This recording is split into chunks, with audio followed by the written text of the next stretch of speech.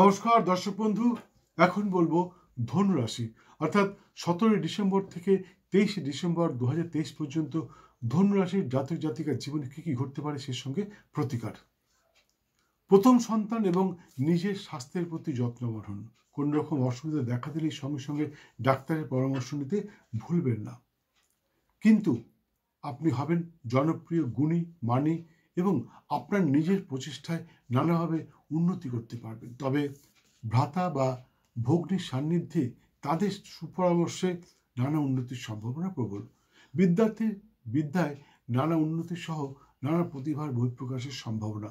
কবি, সাহিত্যিক, শিল্পী ইত্যাদির জন্য সপ্তাহটি সত্যি সুখকর, কিন্তু শারীরিক অসুস্থতার দরুন বারবারই নানা কাজে বাধা পেতে পারেন। যাই অর্থাৎ জাতকের স্ত্রী জাতিকার স্বামীর অসুস্থতার বা শিথিলতার কারণে মনোমালিন্য দেখা দিতে পারে।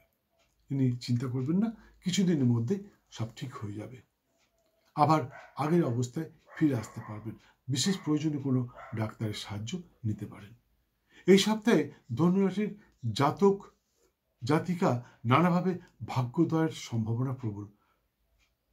কেউ পেতে পারেন সরকারি বা ওই ধরনের মনোমত কোনো কর্মসংস্থান, কারো ঘটতে পারে পদোন্নতি। তবে কর্মস্থলে সতর্ক থাকবেন, শত্রুরা বারবারই চেষ্টা করবে আপনার উন্নতির পথে বাধা হয়ে দাঁড়াতে, কিন্তু তারা কিছুই করতে পারবে না।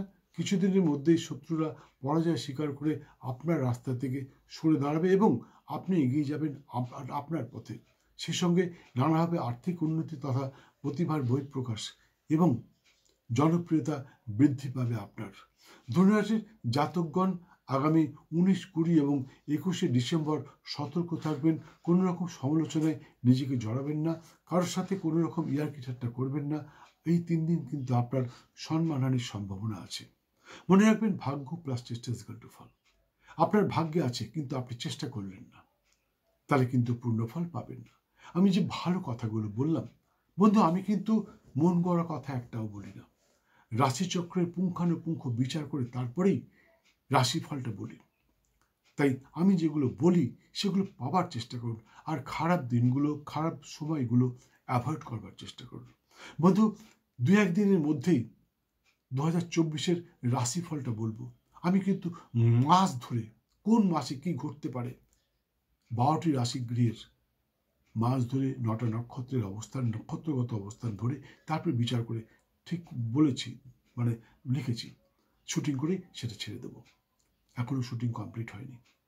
বন্ধু, জ্যোতিষের মন্তব্য শুনুন, সর্বক্ষেত্রে সফল হবেন। শুধু আমারটা শুনবেন কেন, অন্যটাও শুনুন, জানুন, আপনার নিজের সম্বন্ধে জানুন। যাই হোক, আগামী 10ই জানুয়ারি বুধবার 2024 আমার বাড়িতে বাৎসরিক কালী পূজার অনুষ্ঠান অনুষ্ঠিত হবে, বকুল অমাবস্যার দিন। ওই সময় এক বিরাট যজ্ঞানুষ্ঠানের আয়োজন করা হয়েছে। ইচ্ছা মতন আপনিও আপনার মনস্কামনা পূরণার্থে সেই যজ্ঞে আহুতি দিতে পারেন। তবে অগ্রিম নামগোত্র লেখানো বাঞ্ছনীয়। আপনি দুম করে এসে আহুতি দিতে পারবেন না, কারণ কিছু নিয়ম নিষ্ঠা আপনাকে পালন করতে হবে। সেই সঙ্গে আপনি যে আহুতি দেবেন সে দ্রব্যটা আমাকে জোগাড় করতে হবে, বা আপনিও নিয়ে আসতে পারেন। তাই অগ্রিম নামগোত্র লিখে চলে আসুন এই যজ্ঞে, নিজে হাতে আহুতি দিন। কেউ আপনাকে আহুতি দিতে দেবে না, কোনো তান্ত্রিক আপনাকে তার যজ্ঞে আহুতি দিতে দেবে না, কিন্তু আমি সকলকে আহুতি দিতে দিই। অবশ্য তারা যদি পবিত্র অবস্থায় আসে, তা কিছু নিয়ম নিষ্ঠা মেনে আসে, তাহলে তাদের ইচ্ছা, অবশ্যই বহু লোক এসছে, তাদের ইচ্ছা পূর্ণ হয়েছে, আপনি আসতে পারেন আপনার ইচ্ছা পূর্ণ করতে। তাই স্ক্রিনে দেওয়া নাম্বারে এক্ষুনি একটা ফোন করে আপনার নাম গোত্র লিখিয়ে দিন এবং সময় মতন চলে আসুন। দর্শক বন্ধু, যাই হোক, ধনুরাশির জাতক জাতিকার জন্য শুভ রং সবুজ এবং নীল, শুভ সংখ্যা 8 এবং 9। এছাড়া সর্বক্ষণ একটি হলুদ রঙের রুমাল ব্যবহার করতে পারেন। সেই সঙ্গে প্রতি বৃহস্পতিবার নিরামিষ আহার সহ ব্রহ্মচর্য পালন করে মাতা শ্রী শ্রী তারার পুজো মাকে তুষ্ট করে আপনার সমস্ত মনস্কামনা পূর্ণ করতে। আমি আশা করি মাতা শ্রী শ্রী তারাকে যদি আপনি তুষ্ট করতে পারেন, তাহলে আপনার জীবনের সমস্ত বাধা বিড়ম্বনা দূর হবে, সেই সঙ্গে সর্বক্ষেত্রে সফল হবেন, এতে কোনো সন্দেহ নেই। পুজো পদ্ধতিটা এখানে বলতে পারছি না, বলা সম্ভব না, তাহলে ভিডিওটা অনেক বড় হয়ে যাবে। জানবার ইচ্ছুক ব্যক্তি স্ক্রিনে দেওয়া নাম্বারে একটা ফোন করে চলে আসুন, আপনাকে বলে দেবো কীভাবে মায়ের পুজো করবেন, কীভাবে মা তারাকে জাগিয়ে তুলতে পারবেন।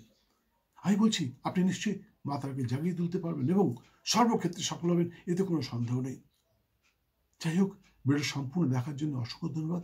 ভালো লাগলে একটু লাইক দিয়ে বেল আইকনটা বাজিয়ে দিয়ে সঙ্গে থাকুন। আবার দেখা হবে আগামীকাল দুপুর ঠিক 11টায় অন্য আরেকটি ভিডিওর সাথে। সপ্তাহটা আপনার খুব ভালো যাক। জয় মা।